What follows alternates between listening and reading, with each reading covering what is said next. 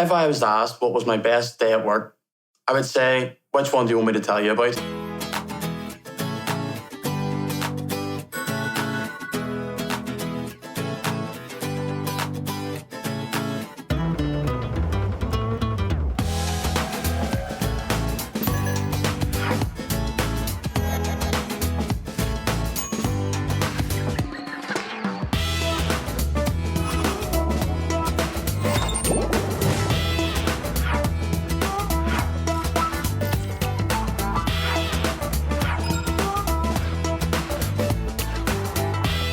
And in this role, I can fight crime as well as using my law background.